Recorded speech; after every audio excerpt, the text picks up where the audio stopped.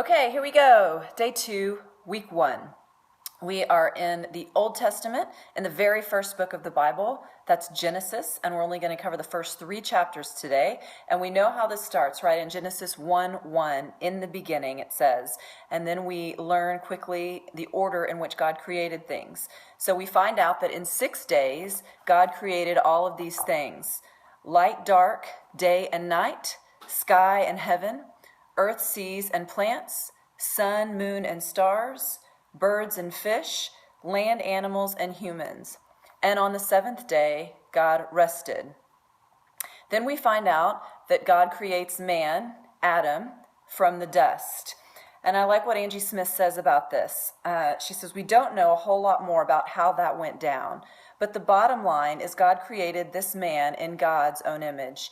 He wanted this person to reflect him and be a beautiful representation of the way he loves. So after God creates Adam, he explains that he can eat whatever he wants in the Garden of Eden where he is living, but he cannot eat from the tree of knowledge of good and evil. And God says if he eats from that tree, then he will surely die.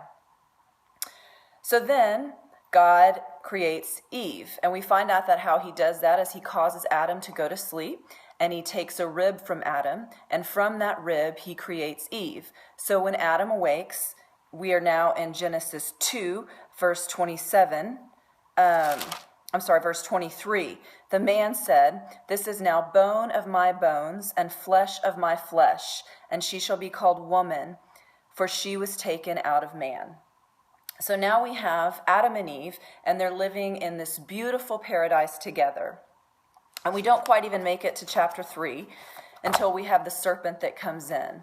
And the serpent says to Eve, hey, did God really say that you couldn't eat fruit from the tree of knowledge of good and evil?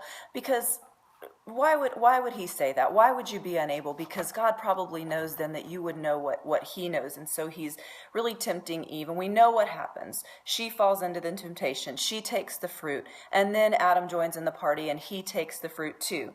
And scripturally, that's where we end today. But again, Angie Smith has some great insight. She says, God created a situation where his people could choose whether or not to live in accordance with his rules, and they chose not to.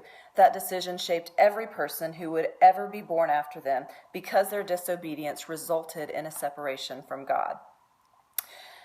So she also points out at the end of day 2 that even if you're confused or you don't really understand something fully, please continue to move on. Don't get hung up on any of the details. And we encourage you, if you have questions, please ask them. But as you keep going, I think you're going to learn more and know more. And Angie Smith points this out, and I love it, this unshakable reality. I do not and will not ever know everything there is to know, nor was I created to understand all the mysteries of God.